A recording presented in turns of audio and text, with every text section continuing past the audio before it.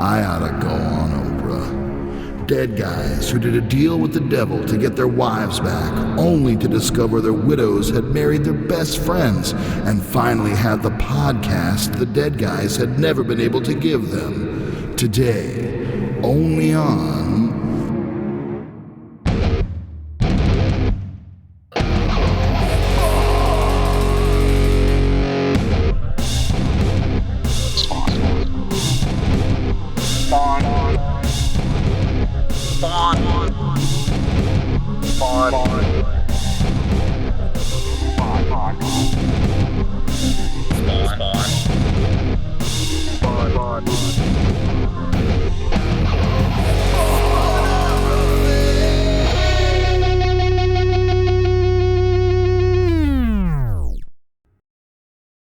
Welcome back to another episode of Spawnography. I'm your host, Pierce Lyden. Pronouns they, them. And I'm your co-host, George Marston, they, them, she, her. George, how are you? You know, I'm hanging in there. I'm living in between two construction zones, and it's tough. But I'm only living here for a couple more weeks. So mostly I've just been trying to figure out why I've packed so much and there's still so much left to pack. Yeah, that's always the struggle with moving, is being like, why do I own things? They're not worth it. Yeah. What about you, my friend? I saw you did some running. I did. I had a race today, the Achilles 4-miler. Listeners, this is the closest you'll ever get for us recording to the release of an episode. We are recording the day before you hear this, if you listen to it on the day it comes out. And so I ran a 4-miler this morning. I came in 58th out of 5,617 runners, and I came in first in the non-binary division. Oh, I did not break my own course record for my division. I was slower by 18 seconds, but that's okay. I ran a 25:17. Last year I ran a 24:59. I did see Jon Stewart this morning, not the Green Lantern, the Daily Show host. He's a big Achilles supporter. So Achilles International is a organization. They do not sponsor the podcast, but they are an organization that helps differently abled folks run, and like a lot of blind runners specifically, but also like amputees and things like that. So, oh, that's cool. Yeah, I grew up around a lot of that.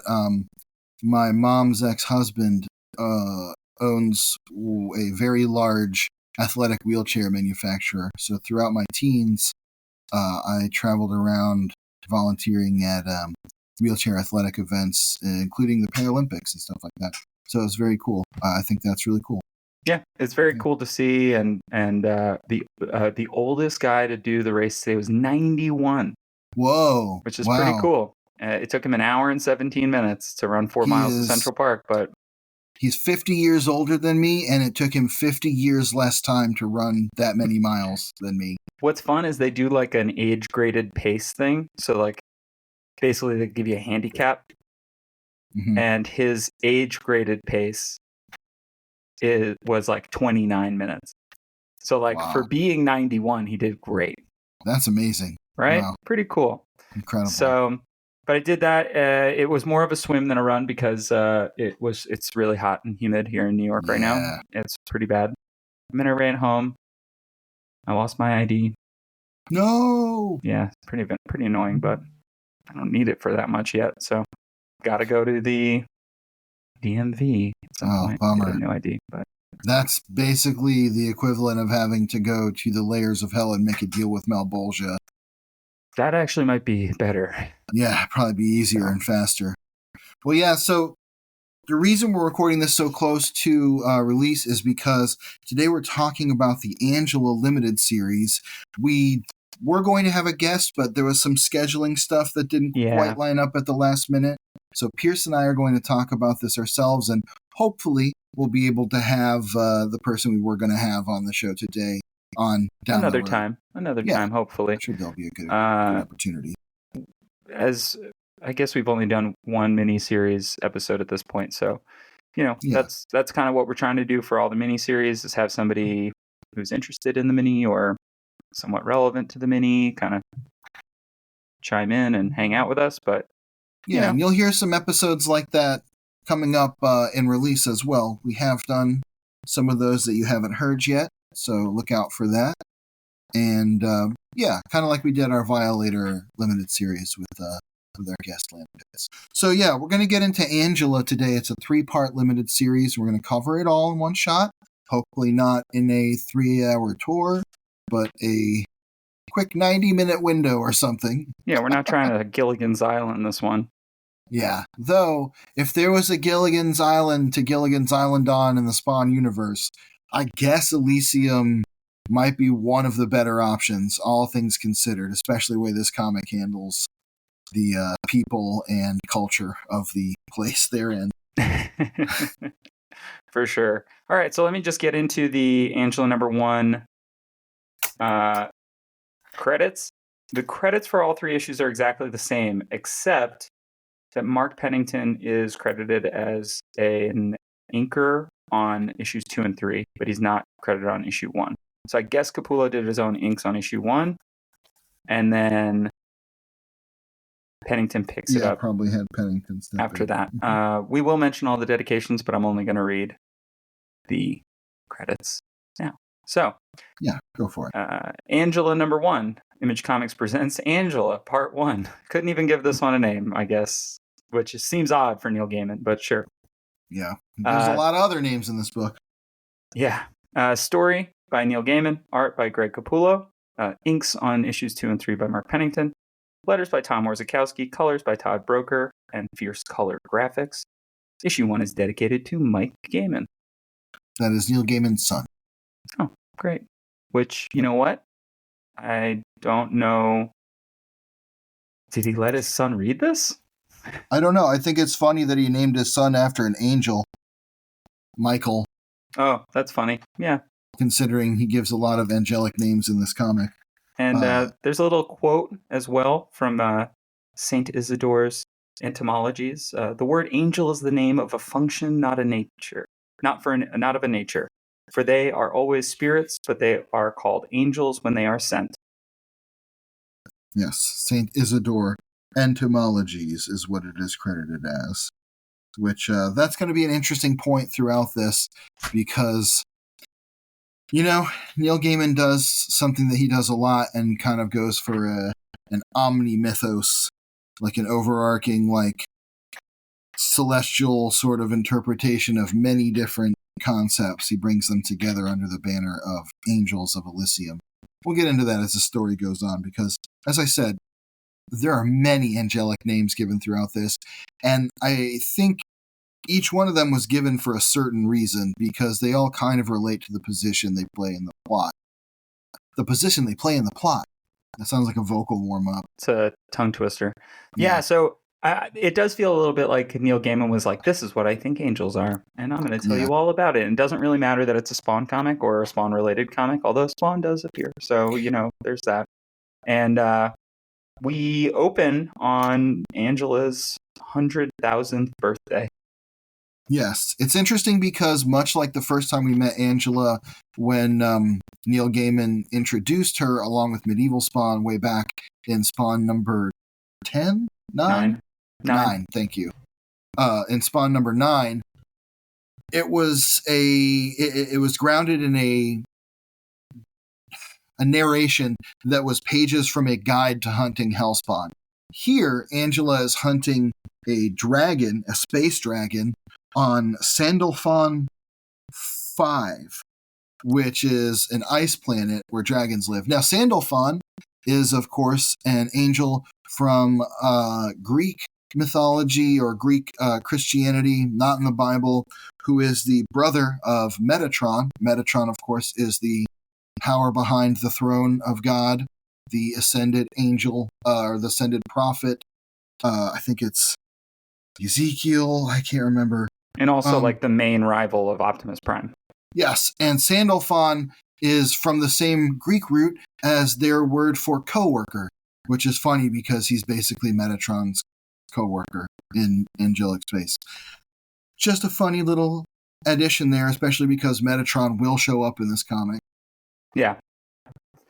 I will say I love the first panel that we get of Angela. That close-up on her face is really cool. I like the way that her eye mask mirrors Spawn's in a way. Yes.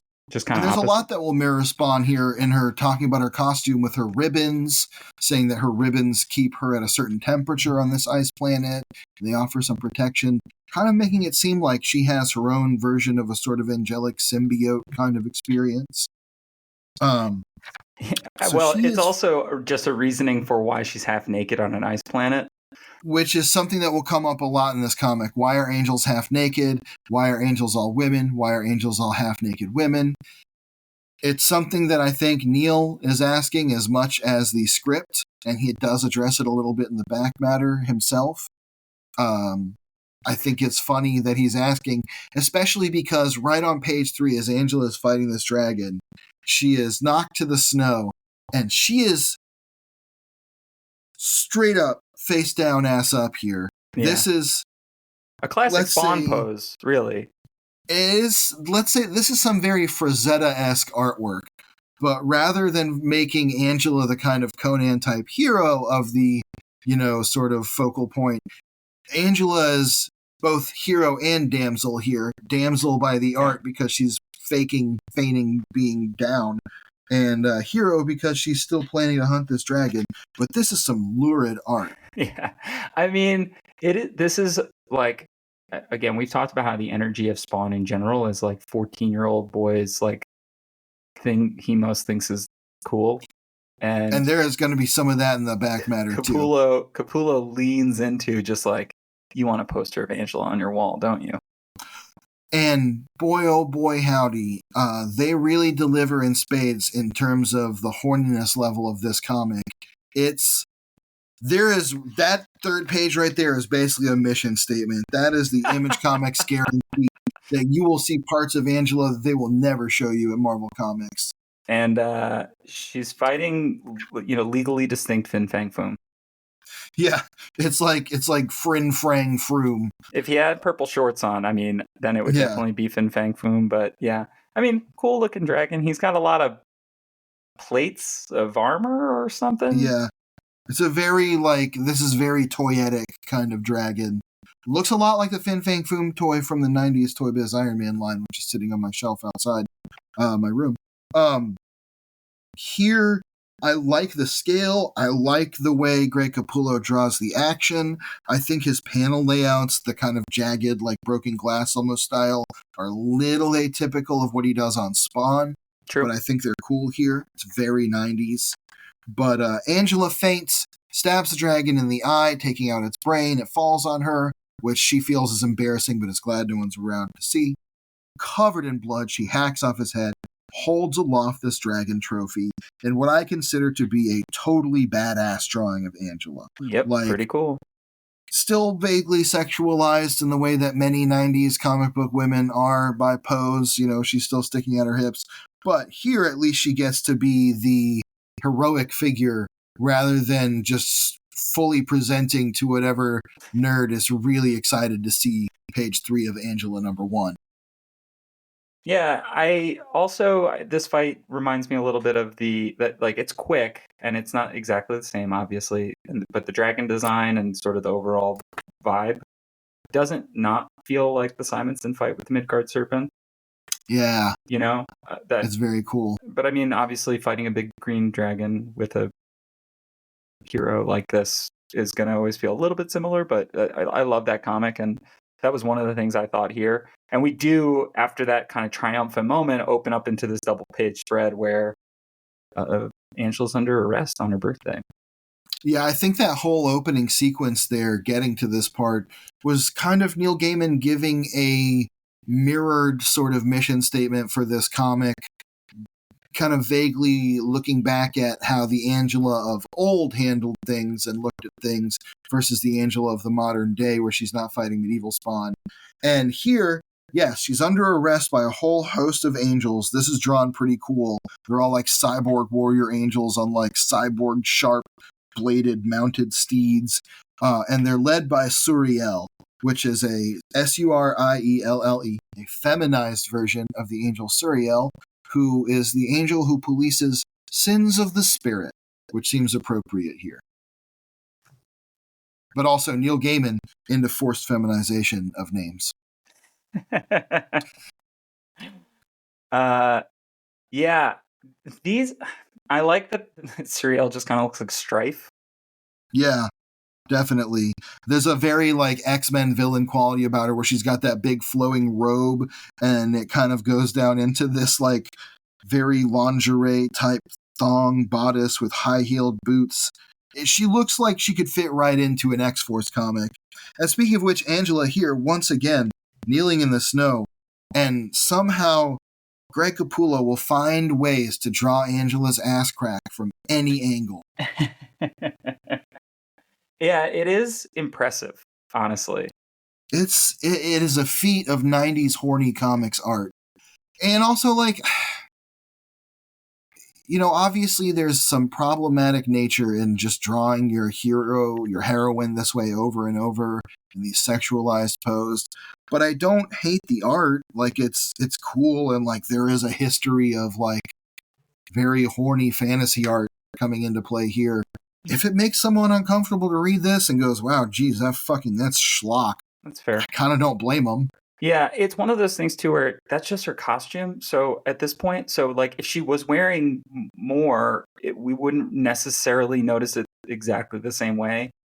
Right. She's not. So no. So, but Greg Capullo is definitely playing up the fact that like she's got ribbons, just ribbons for clothes. Yeah, yeah. I do like the little moments of like the little character beats, like where we get like, you know, we turn to the next page. She's got all these spears kind of pointed at her. Love that framing. Great panel. Really cool. Little bit more similar to what Todd tends to do, the way he frames his panels with something big in the foreground, right? Right. We get this close up of Suriel again, kind of leading her forces, and I like the 3 panels of Angela being like, "All right, can I take him?" Yeah, weighing her odds, like looking around. Really cool. I mean, that's a fun little bit of cartooning there. Yeah, great characterization. And I do like the panel of all the guns and spears pointed at her on the next page, or on that same page, where she's all blacked out. Where she's all blacked out. So it actually isn't it's like she's so annoyed by this. Yeah. Really, real Daniel Warren Johnson vibes on that panel. Yeah, for sure. Actually, in a way. And I think it's interesting that we're seeing Capullo without the filter of Todd McFarlane drawing this. It gives a slightly different voice to Angela and a different sort of visual language to this that isn't exactly mirrored in the way Greg Capullo and Todd McFarlane will come together in their art choices. I like seeing, you know, this is kind of fresh out of Marvel Capullo. We're seeing that in the way the panels are laid out and the character designs. But yeah, again, the storytelling and the cartooning is great. And it's also interesting to see him inking himself. Unless Pennington inked this one too, it's not impossible. He might have not been credited, or like that might have been an oversight. So it's not impossible. But the inks look great. I do like the little stinger on the scene by Gaiman here. 333,000 of them. You'd think just one of them would wish me a happy birthday. Yeah, it's great. And her sword is left there along with the body and head of the dragon. I'm really, you know, this is a great looking comic. The colors look great. The drawing looks great. I cannot blame anyone if they are like, I kind of am grossed out by how the women are drawn and dressed. Cannot blame you. If someone said that to me, I would say, yeah, yep. But at the same time, I want to read it on its own terms, and it's well drawn. Yeah. It's not like those shitty comic art panels you see where a person, especially a woman's body, is like super distended and non-Euclidean, impossible. Yeah. I mean, in a way, right? Like maybe this is just how we can only understand angels to look. Right? It's biblically accurate, yeah. Angela, so you can see her ass and tits from every angle.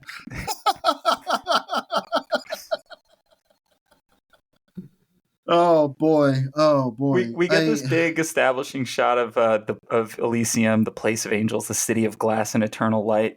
Pretty sure that I don't know that Neil. I wonder what it says on the page, like what the panel description says, because it does feel a little bit like Greg Capullo does not know what to draw here, so he kind of draws like a Star Destroyer.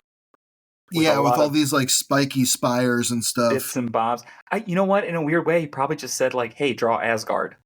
It doesn't maybe look like Asgard. Cosmic Asgard, which is interesting that comparison given where Angela's future will go. Right. We'll touch on that very slightly at the end of the episode. Sure. By now, if you've been listening to Spawnography, you know about the lawsuit over Angela. The what? There's some conversation about that vaguely at the end of this in the back matter that we'll get to. But yeah, it is interesting. You have to imagine that maybe Neil was imagining like an Emerald City. And this looks a lot more like sort of, you know what it looks like? It looks like a star, but with details. Like if you look at a star from very far away with all its pinpoints and fuzziness, it looks like if you saw this from 1,000 miles away, it would just look like a star. Yeah. And I kind of dig that. I think it looks cool. Yeah, it's cool. I don't know where people fit into it, but it looks cool. Angela's being accused of high treason, and she doesn't really understand, and there's going to be a trial, which this is shaping up to be a very rotten birthday. I love this panel of Surreal here. It's a very Capullo. It's like the kind of faces that Capullo is going to evolve into, especially when we get to his Batman. And actually even further into Spawn as well. It's something about it. I saw it and I was like, wow, that's very Capullo. Yeah, it could. She also looks very smug. Yeah, which I think is the intention. Love the Angela face above her too. You know what this is? This is absolutely 100%. And you can say that it was written by Neil Gaiman and drawn by Greg Capullo, and therefore is somehow a cut above. It's just a straight up 90s bad girl comic. It really is. 100%. With the lurid posing and the like soft core kind of like costumes, and even Angela's sort of like badass attitude, which I have to say, kind of really love the way Neil Gaiman writes her. She doesn't come off as like too cliche as a kind of badass lady warrior. I like it. I really like the way he writes this whole comic. I think it works having a character like Angela in a book like Spawn, where Spawn is just he's so bad at his job. And it's not like he lucks into being good at it. He's just generally kind of bad at it because he won't accept things. It's kind of nice to see Angela just be very sure of herself. She's fucking great at her job. And it doesn't feel like pandering. I don't mean that to sound a certain way, but it just feels like these are the facts of these characters. Do you know what I mean? Yeah. Where this is who Angela is, and we're going to meet other angels over time as will be necessitated by things outside of the comics.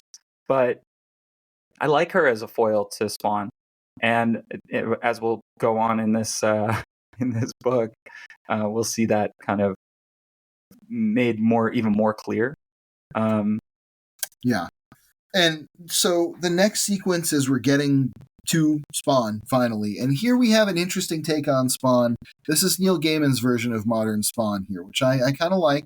He's got a bit of a sense of humor about himself and about kind of how inept he is at being a hellspawn, even though he was a supposedly very competent, world-famous government assassin. Here he's got an inner monologue that's done in captions. We've seen this sort of before, but here it's more direct than you usually get in 90s comics. This is right at the era when a lot of writers were first eschewing thought bubbles for narrative captions told from the character's point of view. Thanks, and Frank here Miller. It works. Frank Miller, yep, and Gaiman himself on Sandman does it quite a bit. It works here for Spawn. He's joking that he should go on Oprah because his situation is so weird. We kind of quoted that a little bit at the beginning. That's kind of how Gaiman explains to the reader where he's at. He does it in just a couple panels, a little bit of dialogue that's pretty fun to read because of the jokiness. And I like his version of Spawn, I think it's fun. It's a weird 2 pages of Spawn doing nothing. Yeah, it's He's basically doing just nothing. reminding us that Spawn exists in this universe. And that's going to become important in the next sequence where we catch up with two other angels who are very upset that Angela is under arrest under trumped up charges. These angels are named Kuan Yin and what's the other one's name? Anahita. Now, Kuan Yin is a Chinese mythological deity of mercy, and Anahita is a Hindu goddess of, I believe, water and fertility. So this is kind of that mythology thing that Gaiman likes to do a lot on Sandman. He's doing it here. I think that's why we get that quote at the beginning that angel is not somebody's necessarily nature. It's their job. It's a title, because he is folding in not just depictions of non-white women along with, Angela and other white angels, which absolutely fair play. I really appreciate that. I'm not so sure how much I appreciate the tying in of like other cultures to a very Christianized sort of mythology. I do think that this is trying to do all religions are about the same God, they just kind of go about it a different way thing. I agree with you that he doesn't really do a great job of squaring that circle, whatever it is. Either way, it's a little awkward if you think about it too much, but I think that the pacing of the book, like we're diving into it. The pace of the book, you're not really thinking about it. Like and he's not going into narrative saying like, oh, and also, by the way, these religions also. Yeah. He's just using these names. Yeah.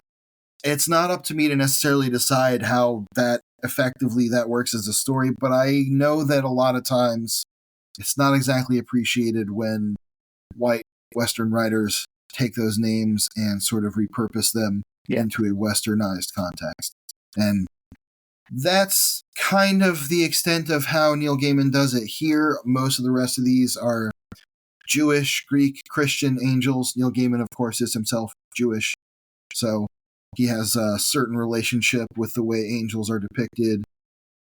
There are certain angels that are discussed in Judaism who are humans who have transcended to an angelic form, transubstantiated. Right, they like become angels. Right. Like Metatron, who will appear later, and like Sandalphon, Metatron's brother. Right. So, he is coming at this from a place of honest curiosity, I think. Where that leaves us, it's not really going to be a thing that becomes a huge theme in this book. It's just the way he's using it. And it won't really become a thing in general. Nope. I do think it's like Gaiman trying to be like, maybe somebody else will do something with it. Doesn't get there. And that's fine. No. These two angels, they're upset. They're friends of Angela's, and they're upset that there are some charges. They are hanging out in this like trophy room, which is pretty cool. I love the big monster in the front, and I love the medieval Spawn with the cape, that kind of like shrine, the armor. And the armor. You wonder. So that makes me wonder: does their symbiote die and stay behind, or those is this the bones a of the symbiote? Right. Interesting question that we will probably never get an answer to from at least Neil Gaiman. But they're discussing that Angela's being framed. They're upset about that because Angela is one of the best of them. They're going to find out why. So to do that, they're going to go back to Earth and find Al Simmons, who was the Spawn she was hunting. Because not only is Angela being framed, she's being framed by Gabriel, who we met in Spawn's first appearance, who is the director of Terran Affairs. Angela, in that appearance, gives her hunting license to take out Spawn. Gabriel says, make it quick, and that's that. Now we're learning that Gabriel is lying to the Dominion, the leader of the Angels, and saying that Angela had no hunting permit, and she was on Earth without a license. And also that she never even visited Gabriel to check in, all of which we as readers know are lies. And then, and even worse, that she was beaten by the Hellspawn and left her lance behind, and it still has not been found. Yes. Which that part of it, to this point, is true. Yes, that is true. We don't know what happened to the lance because we'll recap it later, but what happened to Angela is that she got sucked inside Spawn's cape with Spawn where he nearly choked her, and she had to emergency jettison herself back to heaven. Right. I like the non-Euclidean geometry that's inside of Elysium, like the sort of MC Escher type staircases that bend and turn in different directions. I like the coloring on this last panel down here, where it's sort of that gradient, where it's showing Kuan Yin on one side and Saranyu and I'm Anahina. Anahita. Saranyu is another name from, I think, I want to say Hindu mythology. Every name here is a name from or Hindu religious beliefs. I don't mean to classify modern current religion as mythology. Yeah. In the back matter somewhere, Neil Gaiman actually mentions the book that he takes a lot of the names of angels from. He just Googled angel names. You could. It's all on Wikipedia. That's how I found out a lot of what these are. That and consulting my various tomes. Meanwhile, Spawn is still missing Wanda, which at this point does feel like Gaiman doing a bit, like where he's like, I don't know, that's all this guy cares about is Wanda, so I'll just write that for like a bunch of pages. It seems like he is trying to play it real safe with Spawn and his characterization and what might be going on. Because if you are writing Spawn adjacent to the main title at any given point, as long as you're writing Al Simmons, at least up through where we've read to, if you write him pining over Wanda, you're at least getting him right on that level. You can't go wrong there, because no matter where he's at in his life so far, in his unlife, that's what he's coming back to every time. Yeah. And so our angels kick him in the face. And they teleport into his alley, and they kick him in the face. Hey, big boy, we're taking you to heaven. Do they appear? No. Do their butts appear? Yes. Yes, it is a close-up shot on two angelic asses as they're saying, hey, big boy, we're going to take you to heaven. Which, like, that is for the 14-year-old reading this comic in 1996 or whatever this was. That's absolutely who that is for. Yep. That's going to take us to Angela number 2. Like I said, do want to mention the pinup in the back of that one, where here Angela has a non-Euclidean ass. You can see her labia majora. Like, it is...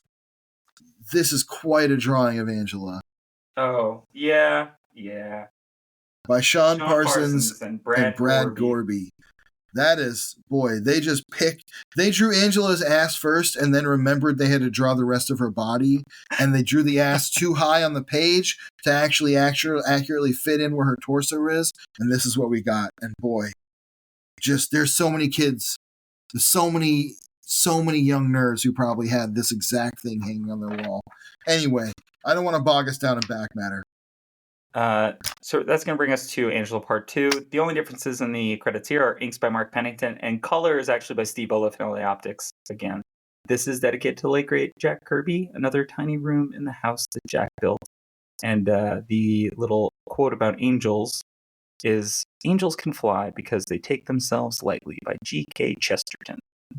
Yeah, and this would have been the time very close. Well, of course, it says late grade. This would have been very shortly after Jack Kirby died. This is not the first Jack Kirby dedication from Spawn comic, and frankly, he's worth as many as he gets in any comic. He's king for a reason. True. So, and G.K. Chesterton was like an English author, philosopher, Christian apologist, and literary and art critic. He wrote a fictional priest detective named Father Brown. And he wrote a bunch of apologetics. He wrote on apologetics, and he was an Orthodox Christian, but came to identify more with Catholicism. I guess this fits all into what Spawn's doing, sort of. Sure. He's a guy who wrote about Christianity and angels in like 1890 or whatever. So it's occurring to me as we go into Angela 2 that if I had more time to have thought of this in the past and not right now as we're recording this, I should have done a theme song specifically for this, where it's to the tune of Panama. Angela, Angela. Well, you have 10 hours. Oh, it's not happening. That's fine. Next time that there's an Angela mini, we'll do it. Yeah. So here we're opening on the two angels standing over Spawn. I kind of like the muted colors here because it kind of shows Pretty that cool. Spawn's diminished. They're telling him, we're taking you to heaven to testify about when Angela tried to kill you. And he's like, what the fuck? Yeah, why is that something that I would do? But I don't really seem to have a choice, so sure. Yeah, and they're telling him, you really won't regret this. Which, boy, if two angels came to me and said, we're taking you to heaven, you really won't regret this. Every word starts to make me feel like diminished returns are probably what's coming from this. Like, I feel like I'm being tricked. And so Spawn winds up in Elysium, and he says, Jesus H. Christ on a bicycle, this is heaven. And it definitely looks like the inside of what we saw the outside of in the last issue. Just it's very jagged, so weird, spiky. Angels flying everywhere with their lances. Their anatomy also weird and spiky. This angel in the foreground on the top right side of the double page spread, her anatomy is questionable at best. Yeah. And I was thinking about this. I know we'll get to it in the back matter, but angels are all women because it's the 90s and a couple of straight dudes created Spawn. I'm guessing that Todd was like, guess what? All the angels, they're all women. Right. And Neil Gaiman was like, but why? And Todd McFarlane was like, I don't know, because I said so. Write it up. And Greg Capullo was like, nah, that makes sense. Yeah, that's good. It's good. So I like it. All three guys I really respect. But the Spawn's costume is not reacting well to being in heaven at all. We get a lot of growing the spikes. Yeah, it's reacting to being in a bad. It doesn't like being there, so it's like growing more spikes, and it's kind of going into defense mode a little bit. We got this really great drawing of Spawn in the middle of this one page where his eyes are all big in the mask and his hands are framing it, but they're all mutating with spikes all over them. Boy, what a great classic Spawn panel in a nutshell right there. For real. And kind of like a shape of Spawn to come. Yes, absolutely. I was thinking that the way he's growing more spikes and his costume is mutating and evolving, that's something that we'll see again. When he enters his next form. And speaking of which, he's seeing the trophies everywhere, including the armor and cape of the medieval Spawn. And he's realizing that these angels have definitely killed a lot of Spawn before. And I guess in this case, the parasite is dead, right? So it just is there, but it doesn't rot. Because it's a costume now, or maybe it's I don't know. It could also just be a replica, or maybe it was. I don't know. It's hard to say. It's there though. So Angela meets her kind of public defender, who is a very young angel taking on her first case. She recounts to her defender, Angela does, the story of how she fought Spawn, got sucked into his cape, almost died, and had to emergency exit to heaven. We get a recap also of the funniest panel in that issue in Spawn number 9 of her getting sucked into the cape, where her just whole ass is out. Yep, another Angela ass up. Boy, they were not shy about drawing that at Image Comics in the mid '90s. That's what the kids are going to Image for. That's what you're buying Spawn and Angela for. And also probably like Lady Rawhide and Lady Justice and Lady Death. Death, right? Yeah. So many lady adjectives, lady nouns who were really just there to shoot bullets and shake titty. I like her public defender because she's kind of Elle from Legally Blonde, almost. Yeah. Like, obviously that didn't exist yet, but that's kind of her But they stole that from this comic, so. Yeah. 100%. Reese Witherspoon, huge Spawn fan. She's a Spawniac. She's a Spawn. She's part of the Spawn community. She's part of the Spawn community. Nope. She's a Spawnvert, as our friends from Regarding Spawn would say. Yeah. And if she's not, we're going to make her one. Reese Witherspoon, come on the pod. That's right. Come on in. Do not hawk your NFTs, but come to the show. Oh, forgot about that. Well, Yeah, Tana's also selling NFTs, so it's rough out there. yeah, It's rough out there. it's fine. Yeah, I like the coloring on the recap pages. The green hue, it reminds us of, when she was in the Cape. I really like the way it shifts to blue on the next page as she's shooting back to heaven. It's very cool. Yep. I like the joke that Kalindra, her public defender, says, where she says, "I haven't lost a case yet," because it's her first case. Yep. Angela's like, "Yeah, very funny." I like this face-off between Malbolgia and Metatron. Yes. Super cool. What a great page. And love the drawing of Metatron. I love the drawing of Malbolgia also. I think it's just so cool. It really shows you kind of the Marvel Comics of it all, where you can see how Malbolgia is a twisted mutant version of Mephisto, and the Metatron's like Eternity here, kind of. Yeah, or Kismet, one of those type cosmic beings. Metatron, of course, in some religious traditions, is the power behind the throne of God, aka the force that enacts the will of God on the universe. Metatron was a human prophet. I think it was Ezekiel, and if I'm wrong, whatever, who ascended to be the power of God. And of course, also key character in the movie Dogma, which is, in today's eyes, a piece of shit, starring Alan Rickman, R.I.P. Is it bad? Yeah, I think so. Well, you know what? A really long time. Here's what I'll say. My lenses are skewed. I'm 50-50 on Kevin Smith a lot of the time. I think Clerks is a great movie. Mallrats is really fun. Chasing Amy has some great scenes, as weird and problematic as it also happens to be in some ways. Oh wow, we're only a couple of years away from Chasing Amy in this book. I know, isn't that wild? Bizarre. But Dogma is a movie that I think of as an edgelord piece of shit. It was a movie that, when it came out on VHS in the late 90s, early 2000s, whatever it was, every Friday when I would hang out with people, someone would be like, "You haven't seen Dogma? This guy hasn't seen Dogma." So I've seen it 30,000 times. And at this point, it just seems like Kevin Smith's Boondock Saints. I'd have to rewatch it again. I honestly don't really remember much of it. My Kevin Smith was always, like you said, Clerks and Mallrats, and to some extent Clerks 2. I have not gone down the Clerks 3 rabbit hole. Movie. Super Didn't weird. See Clerks 3.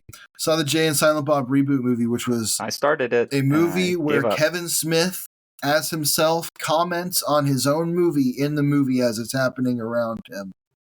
Strange choices. In 1994, it was like him, Quentin Tarantino, a couple other guys that they were like, "This is going to be the future of Hollywood." And it was for a couple of those other guys, and it was not for Kevin Smith, unfortunately. But he had a good run, I guess. I'm surprised it took us this long in a Spawn podcast about 90s, ostensibly 90s comic culture, to actually discuss Kevin Smith. And I'd like to close the book on that for now and probably forever. Kevin Smith, come on the pod. No, amen. So, hey, anyway, he's got a comic book store. I know he does. I don't want to get into it.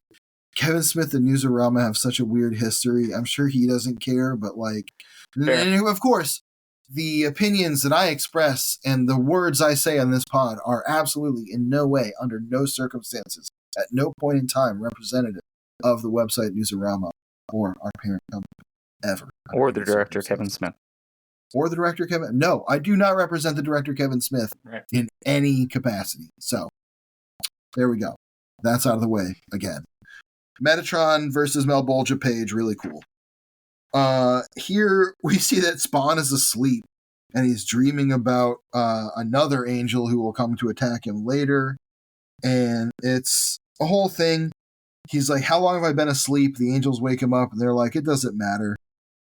It's very weird. Like, they bring him there with kind of no plan, except that he's got to go testify at the trial. Yeah. But everything's kind of wibbly wobbly. We don't really know when and what's happening. Yeah. He kind of passes out and his costume gets even spikier. What's interesting is also that in comics, we've had a lot of big trial issues, right? Yeah. There's kind of like a blueprint for this. And this comic doesn't really get there. Totally. Well, on the next page, we see this picture of Gabriel in her angelic form with this background of so many faces and people. And that in itself, not going to definitively say, but it looks a lot like an homage for whichever issue it is that is the trial of Reed Richards. The cover of that by the Canadian, as Chris Claremont would call him, where it's Reed Richards standing against the many faces of so many people that the Fantastic Four and Galactus have encountered. Did you one of the great Fantastic Four issues? Did you dig into some of the characters in the background there?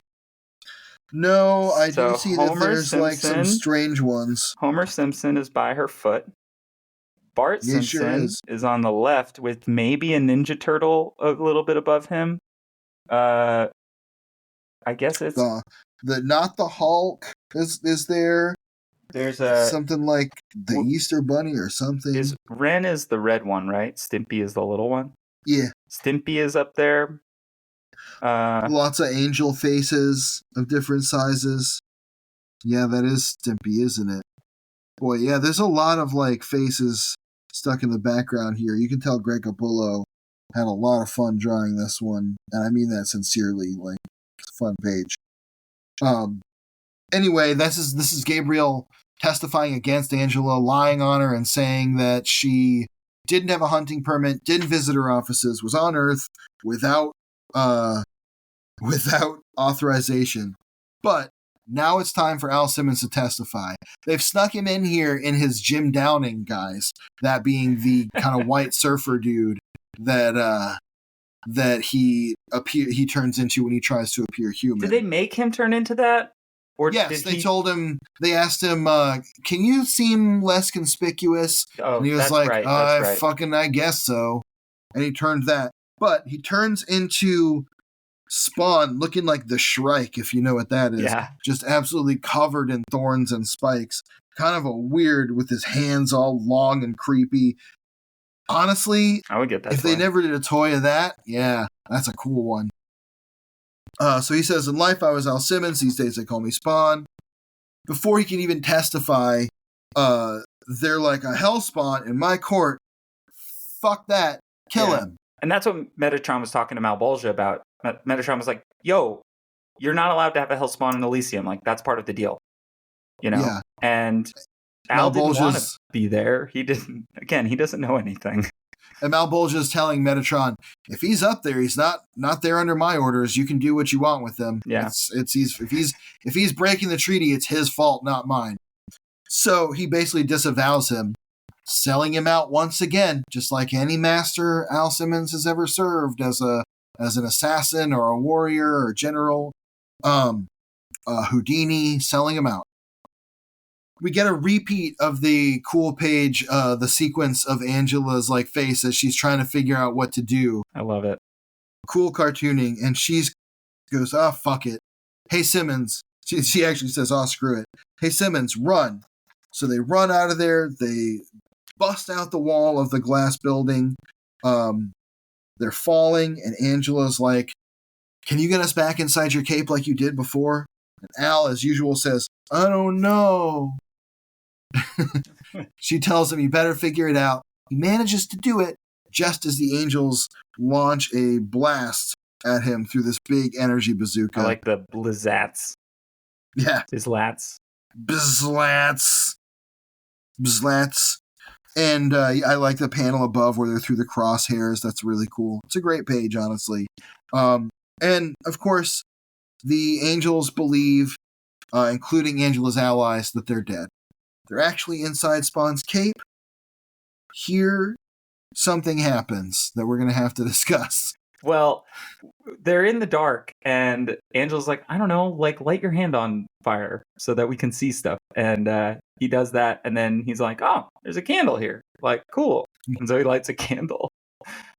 Here, Angela explains that she's not cold and not too hot because the ribbons generally regulate her body temperature. Once again, kind of comparing Angela's regalia with the symbiote that Spawn wears. The interesting thing about that to me is we also see that Anti-Spawn is kind of given a sort of symbiote costume thing on his own. Lots of parallels given to the Spawn here. It's almost like there wasn't a necessarily cohesive plan, and also like they all want to draw as many connections as they can. It's another version of like, here's how this antagonist is connected to you, Spawn. Yeah. And also I think it's just all these books just kind of like yes-anding each other as much as they can and just being like, I don't know, figure it out. Somebody else will figure it out. I like this whole sequence. So they're in Spawn's cape, and Angela and Spawn are slowly kind of like moving towards each Closer other together, as they're yeah. kind of, Al asks, they're just asking each other questions. They're not really answering each other. Yeah. And Al asks if she's going to apologize for trying to kill him, and she says, of course not. And like, yeah, they start out, far away on either side of this rock. They are scooching closer to the top of the rock. Then they're sitting very close to each other, and then they lean against each other by the end. And in the final panel, Angela is saying, so what about your cape? Al is saying, I think it's dead because it got blasted. Does that sound stupid? And she's like, no, it sounds about right. Then as the candles start to go out, Angela's telling Al that the cloak really loved him, and Al's like, it loved me?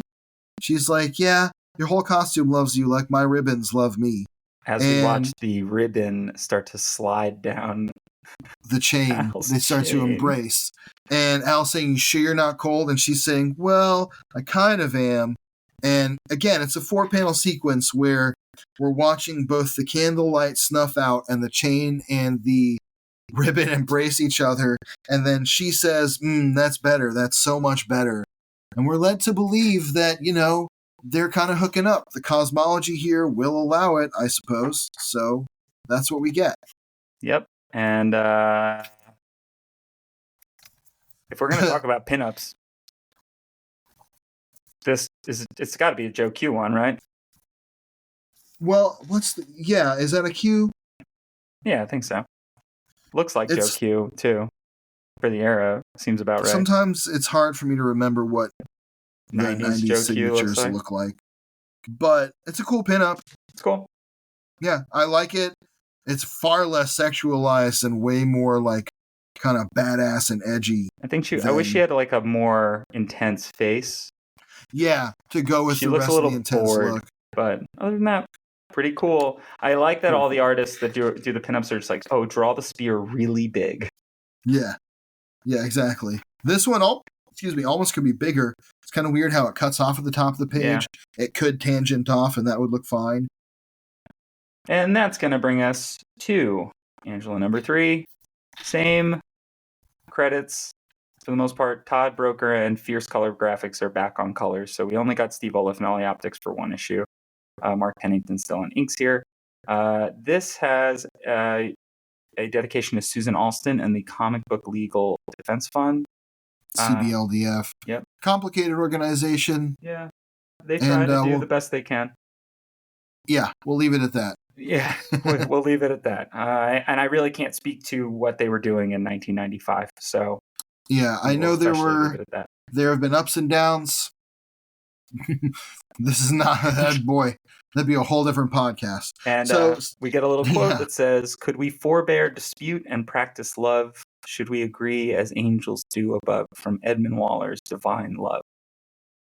Yep. Okay. So that's obviously alluding to kind of what we have seen and what some other people have seen or beings have seen as we see these little imps that live inside wherever the portal to Spawn's cape takes them. Also, all right, so what we do know about Al Simmons now, effectively from this comic, is that Al Simmons can fuck. Oh, yes. Al Simmons will canonically fuck. Great. And we're going to see about a little bit about how Al Simmons likes to fuck in a page or two once these imps named Smut and Ticky Tacky and I don't know if the other ones have names, sneak up on Angela and Simmons and Spawn. Boy, this double page spread, Angela's sitting on it backwards, just straight up. It's not even subtle.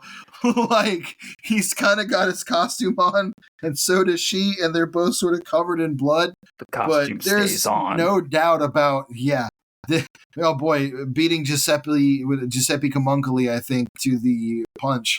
I love that for years, Catwoman had canonically seen Batman's dick, but not his face. Oh, man. But yeah, she is straight up going reverse cowgirl, and they're both like, huh? And whatever they're doing, Angela's suddenly like, yeah, I don't appreciate your point of view, Spawn. And no, I don't know why you can't teleport yourself out of here. Otherwise, blah, blah, blah, blah, blah. And she is, this discussion is closed, as is my willingness to talk any further. And it seems like once she's been spotted, she gets very warlike and skittish. Yeah, she did take her hat off. So we do know that they were definitely... You can leave your hat on.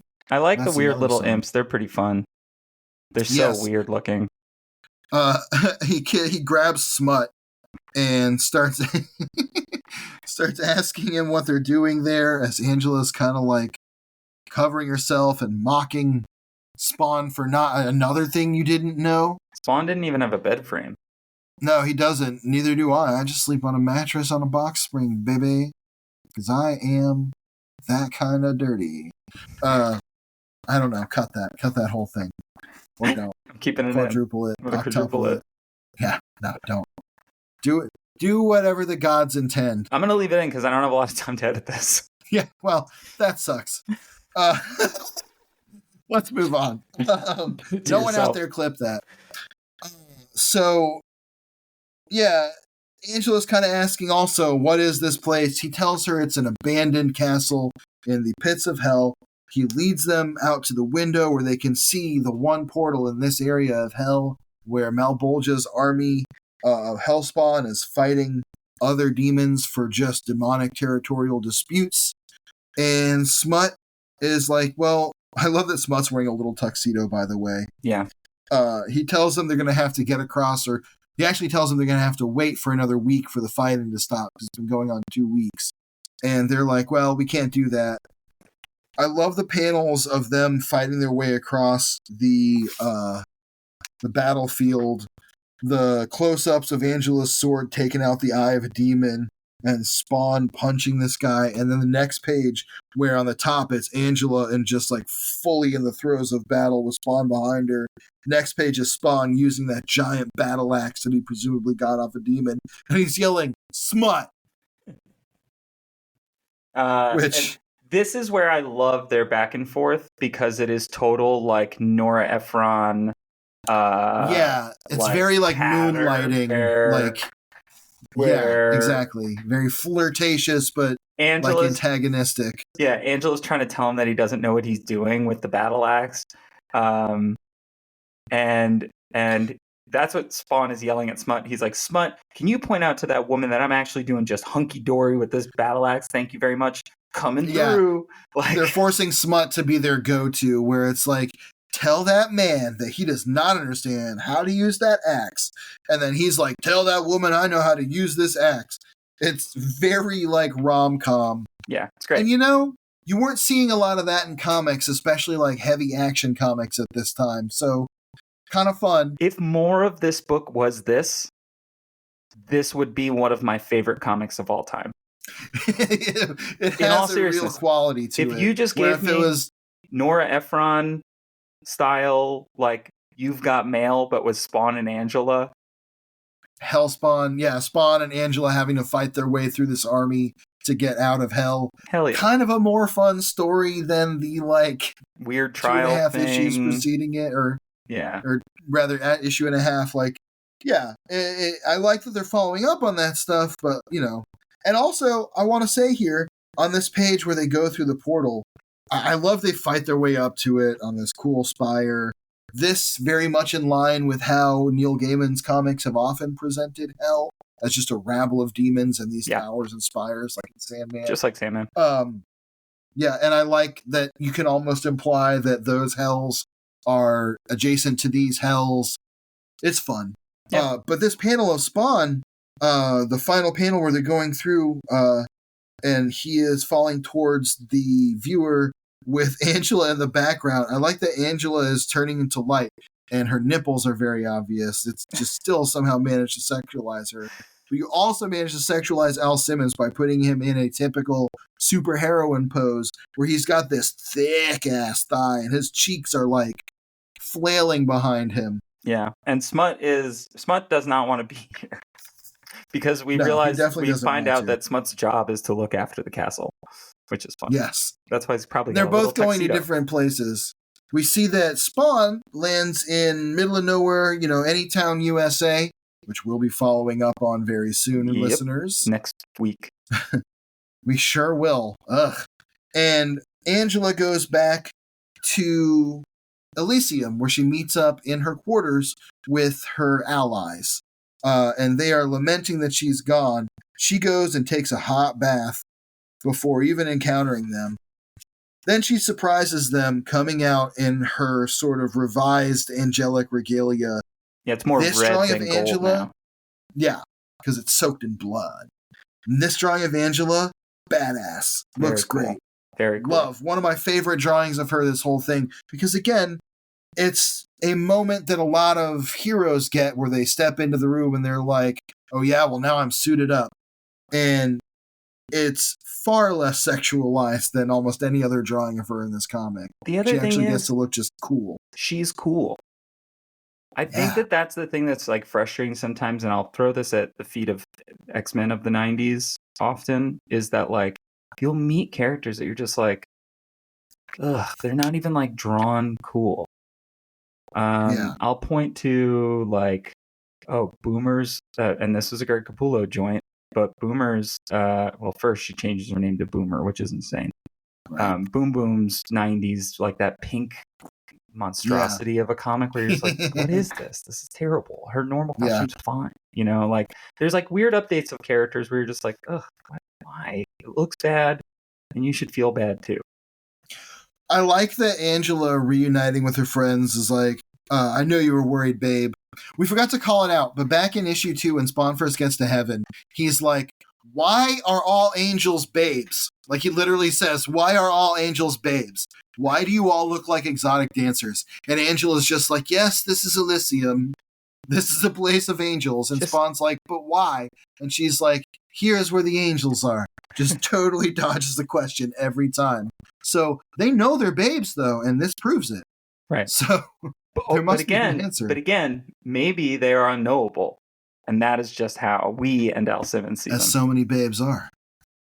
I do like this panel adjacent to that great like reintroduction of Angela, which I think they use this as the basis for the quote-unquote cosmic Angela, like upgraded Angela figure, which I'm sure was also a thought that Neil Gaiman had running through his head not so long after this. I like the panel of Angela up front with her friends behind her. Very kind of classic, like assembling the team shot. Totally. Very 90s. Angela goes and confronts Gabriel and gets Gabriel to admit that she framed Angela. She saw an opportunity because for some reason the data around her visit had been lost, and also the javelin, lance was lost. So she saw an opportunity to frame Angela, who she's hated for years. She admits to it. Angela tells her she's going to turn herself in. And Gabriel's basically like, they're not going to let you back into heaven no matter what anyway. And Angela says, I don't care. She leaves. She meets with her friends on the moon, where it is revealed that Angela managed to capture Gabriel saying on tape or cosmic recording angel nonsense. Yeah, they managed to record Gabriel admitting to being framed, so at least they will stop hunting Angela. But I like this. We get another Angela decision-making panel, like the triplicate panel, where she's trying to figure out what to do, and she's deciding whether or not to go back to heaven. And she goes, you know what? Nope, I'm on my own now. Fuck it, I quit. Yep. Yeah, I'm a freelancer. Which, I like that combination of lance with freelance, because that is the literal definition of the origin of the term. Freelancing, that's when you write things for free, right? Yeah, essentially. God damn. That's where you give so many years of your life, and then you eventually, hopefully, either you finally reach your sweet reward before you get laid off. Well, action's a sweet reward. Knock on wood. That's exactly right. Wealth and fame, I've ignored. So we're gonna find out that Gabriel is being replaced by Raphael, who we meet later. Yeah. We're gonna meet her on the next page. Yeah, sorry, who Spawn meets later. Is right. Yeah, Spawn. Who's got an interesting look, a more like kind of Gabriel looks normal.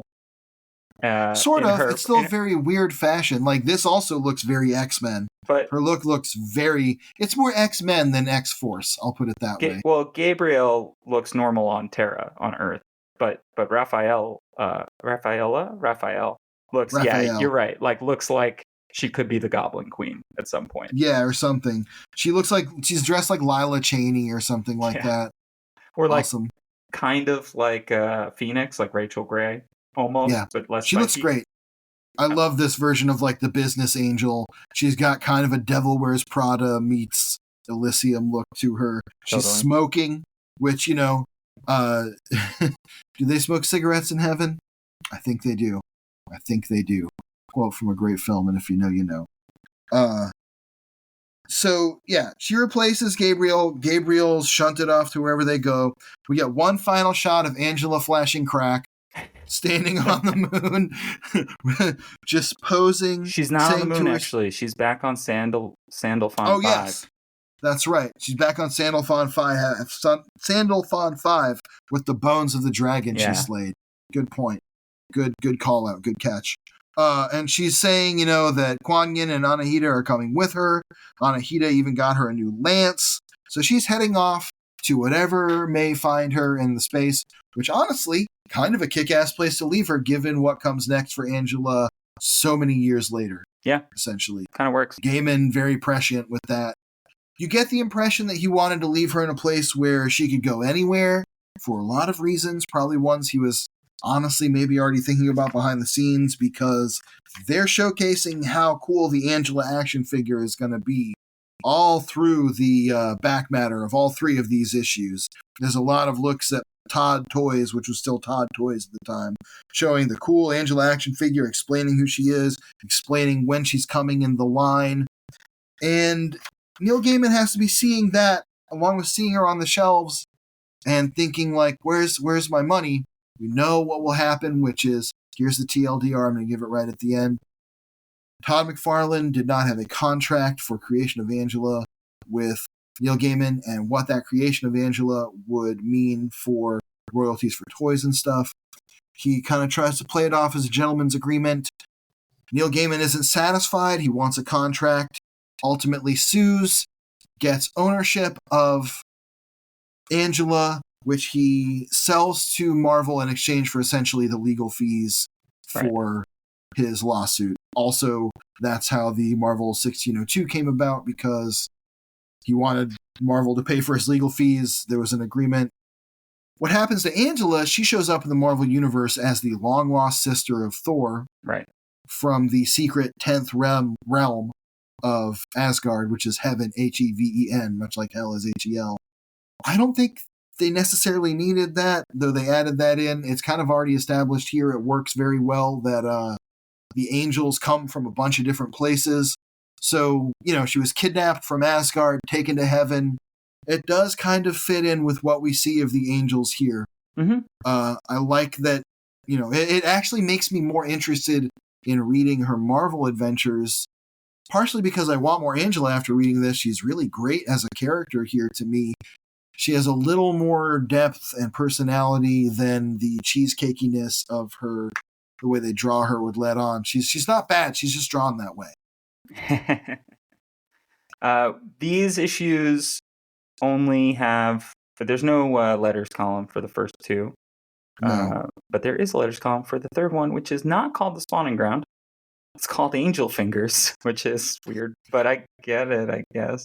It's Neil, it's a cookie, right? It's a cookie, yeah. Neil is the one that answers these letters. And it's funny because I think most of us think of Neil Gaiman as fairly verbose. These are the shortest answers to letters I've ever seen. Yeah. I think by this time, real quick, I want to touch on the pinups that we've been touching on. This one has my favorite with Angela against a stained glass window. Is that Brittany Ballou? Is that the whole, or Betty Ballou, I'm sorry? Is that the only credit? It's so hard because they're not actually credited. Yeah, they're not credited anywhere, so that one's tough. And then the other one, it's fine. She's standing over the dragon in a sea of blood. Pretty cool, not as standout as the one on the other page. But yeah, Neil Gaiman answering some letters here.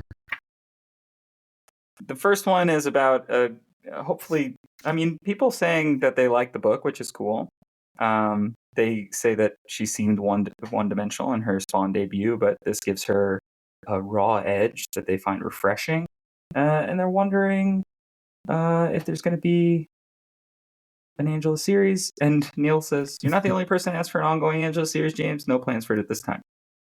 I like that he says that she seems to be a 90s woman in an ancient package. Which, kind of the vibe, yeah. Contrasting against her original appearance as a very straightforward hunter. We're seeing more depth to her as like someone who has lived all this time. It's very cool. There are a lot of letters in here basically saying like, hey, yeah, these toys are cool, but are they being made in sweatshops? Because it has, pictures of the factories, presumably in China, where the toys are being made. I can't speak to the conditions of those factories. Nor can I. And but Neil Gaiman does say, "I'll count that as a vote for Todd as running dog capitalist exploiter of the third world." Then, yeah, he says, he says in the first response, he says, "So Todd, what about those photos? Are you running a dog capitalist exploiter? Are you a running dog capitalist exploiter of third world countries, or, as you claim, an innocent toy manufacturer? I think the people deserve an answer." I don't know how much real sarcasm is actually in that. Yeah, I don't think there is any. I think he's really saying, and then like this next person says they look like a sweatshop. The funny thing about that is that person is saying, I picked up this Angela comic because I thought the character looked hot, and I think she was thick and sexy, and she had a thick body. And boy, he says the photo of the Angela action figure sucks. The designers got her all wrong. She looks skinny, slack, emaciated. Not right. Where's the super tits? Where's the hot round figure? Who approved that prototype? I won't buy it like that. Never change, comics fans. Yeah. This guy says he loves her because she's a super body, super chick with Wolverine's attitude. Which you're not wrong, Brian Lead from Dayton, Ohio. But also, like, boy, you're really saying it away. Yeah, it's... So, yeah, and someone asked about Greg Capullo's artwork. Neil Gaiman says, Greg says he doesn't do artwork to order or sell artwork. Which is kind of interesting. I guess he wasn't doing commissions at the time, but like... There wasn't a huge commissions market at the time. It wasn't the interconnected network. There were a lot of people buying pages because that was starting very strongly in the early 90s and late 80s. People were starting to take more notice of the artists at that time. So we should have gotten in a while ago and it was good. Oh, and here someone asks Neil Gaiman about his use of the name Melchidiel, which they connect to a different thing. Neil Gaiman says, "No, I was thinking of Melchidiel, quote, an angelic prince conjured up in Solomonic black magic rites, according to Davidson's Dictionary of Angels." So there's where he was getting a lot of those.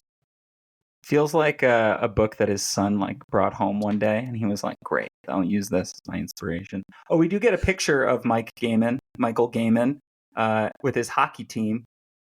Hell yeah! Which is no wonder Neil Gaiman and Todd McFarlane wound up bonding for a while. I wonder if his kid was any good. I bet he's an all-star. Also, he lives in England at this point, right? He might have been in the U.S. by this time. I know for a while he was living in the U.S. in I don't know exactly where. Probably New York. He might have been living actually in the Midwest for some time. So it's not inconceivable that he would have been close to hockey. Don't know what the hockey scene is like in the UK. I assume it's not super big. I know there is a league, but I don't know that, especially youth hockey, it's expensive sport. So yeah. Anyway, check that out. I also the last word that Neil Gaiman says here is, if there is a sequel, it won't be for a while. Well, that was true. Yeah. Final thoughts, George? I feel this comic kicks ass. It's super fun. I wish we got more of what happens in issue 3 through the first 2 issues, but I don't have a problem with the first 2 issues. Yeah, I'm glad this is not an arc of Spawn, because it would feel like a weird side narrative to Spawn. Yeah. However, at the same time, if you seeded some of that Angela stuff through Spawn as your B plot, while Al could conceivably be doing anything, I mean, with the mob or whatever, Angela's kind of a nice character to pair Al with. And she's interesting. And I like that she's another... Listen, I'm happy for Al that he's not gotten over Wanda, but he's taken a step in the right direction. Yeah. He's met a new woman, at least. Yeah, Too bad she won't stick around. Well, but, that's true. Also, I want to say Tom Orzechowski killed it on these issues. I forgot to say it in the spot where Spawn is arguing with Smut, but I really like where Smut's word balloons are like continuing behind Spawn being like, hey, shut up. You can tell. I just like the storytelling uses there. And also, I like that every time Tom gives an editor's note, Tom Orzechowski calls himself like Tenebrous Tom, which is Shadowy Tom or something like that. So all around, great work from everybody. I will say, yes, a lot of it is very cheesecake and very sexualized portrayal of Angela and other angels.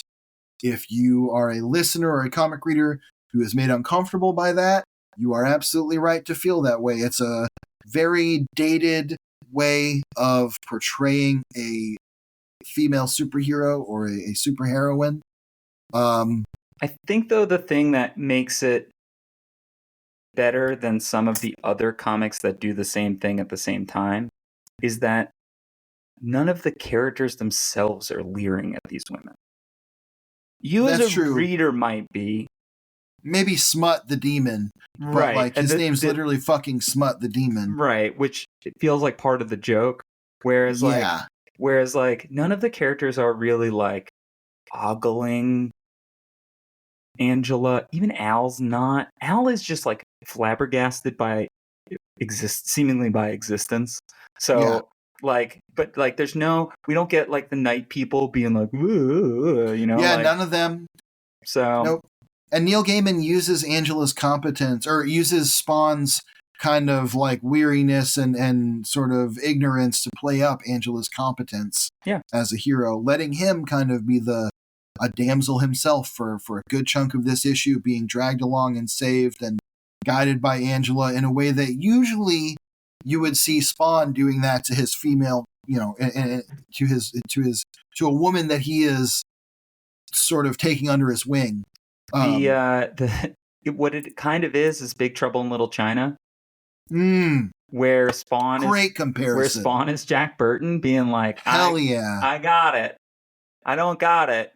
Don't got nothing. And not that Kim Cattrall's super that's not all on her shoulders, but throughout most of that movie, she's fairly... The joke of that movie is that Jack Burton is always falling ass backwards into something. It's very... You can see the influence of that on Star-Lord in Guardians of the Galaxy. You can see the connection to why they made Kurt Russell. Exactly. So, I like them putting the reverse on that and letting Angela be the ultra competent badass, because she would have to be. Yeah. So I like this comic overall. I think it's a great read. It did what the best comics do, and it made me want to read more of these characters, and especially more of Angela. There is more to read, not from Image necessarily. I'll have to be checking that out. And maybe that's something we can explore in a side episode down the road, is what Angela's future is like, Yeah, listen, if the listeners want it, let us know, and we can do something a little off. Are you Fangelas? Fans of Angela's? The Angemunity. That works worse than Spawn-munity. All right, well, listen. This was a breezy one. This was a lot of fun. George, It was. What were you going to say? What? I just said it was. Oh, okay. I was going to say I'm proud of us that we managed to do 3 issues so fast. We'll try to keep up the pace as we go. Yeah. Do you have anything you want to promote or mention, or where can people find you if you want? Yeah, sure. You can find my band Hypersleep on Bandcamp. We're sort of like spaced out doom metal with a little bit of thrash. You can find my solo music on YouTube. That is Witch Crisis at Witch Crisis, and that's sort of like, spooky, gothy, dark wave pop. And you can also find my dumb bullshit that I say on social media on Blue Sky, which is really the only thing I use. I'm still on Instagram, and you can find me on Twitter, but I'm not using either of those. But you can find me on Blue Sky at Crypt Trash. Cool. You can find me at PD Lightning or at Labs Punk, depending on the platform. I'll let you figure that out.